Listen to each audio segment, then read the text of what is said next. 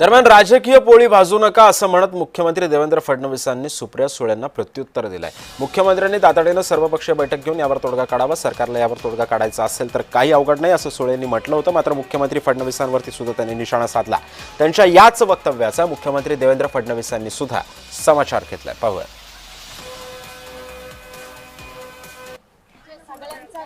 हा माननीय मुख्यमंत्र्यांपर्यंत पोहोचवण्याची नैतिक जबाबदारी आमच्या सगळ्यांची आहे।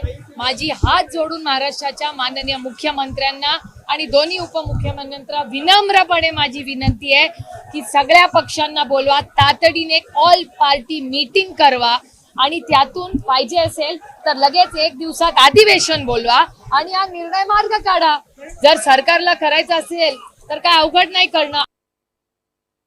माझी सुप्रियाताई सहित सगळ्यांना विनंती आहे की अशा प्रकारच्या सामाजिक प्रश्नावर राजकीय पोळी भाजणं हे बंद केलं पाहिजे, कारण त्यातनं आपलंच तोंड पोळतं।